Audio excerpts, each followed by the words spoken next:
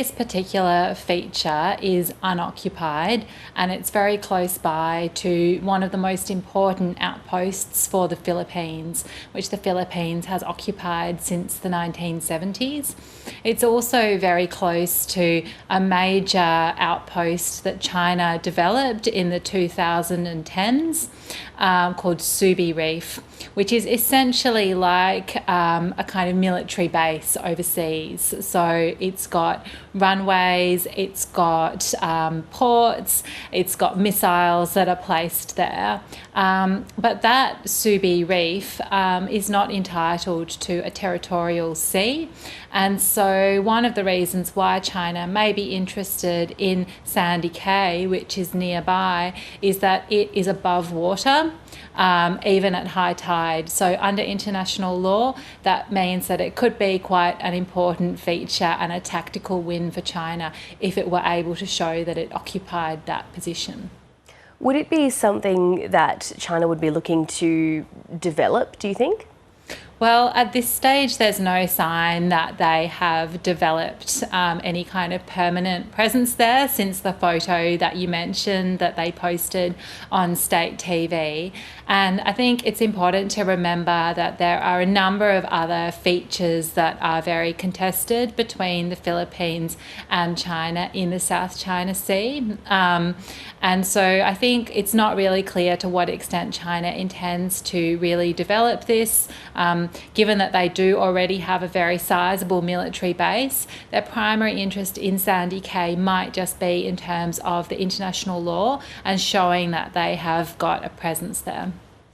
Tension between China and the Philippines over the last couple of months has been escalating. Can you just take us through what's been happening?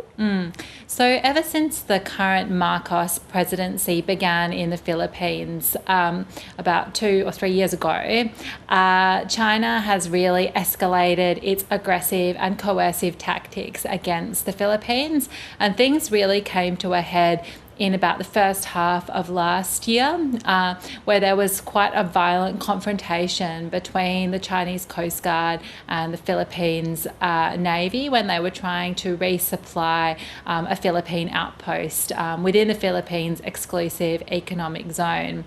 At that point, both sides made a decision that they were going to de-escalate, and they reached an agreement about that particular contested feature in the South China Sea.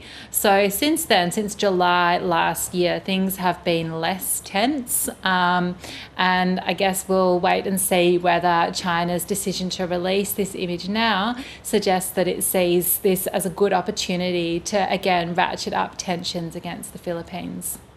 And can you just, I guess, reiterate for us why there are so many countries interested in the waters and islands in the South China Sea? So I think it's important to distinguish between the claimant states in the South China Sea. So that's, of course, China, Taiwan, the Philippines, Vietnam, as well as Malaysia, Brunei. Indonesia has an overlapping area, although it doesn't consider itself to be a claimant state. So that's already a very complex set of claims and counterclaims which are overlapping. But in addition to that, as you allude, there are many other countries that regard the South China Sea as being important to their interests, including Australia. And that's because not only does a lot of our trade go through the South China Sea, but there are also important principles of international law at stake, principles about the kind of region that we live in and whether or not China's behaviour, which is often aggressive, often in what we call the grey zone, so operating below the level of military force, but still in a way that is very concerning to other countries. Countries like Australia have a real interest in not seeing that kind of behaviour continue, but unfortunately, until this point, it's been very difficult to prevent. Susannah, Patton, thank you so much for your time. Thanks for having me.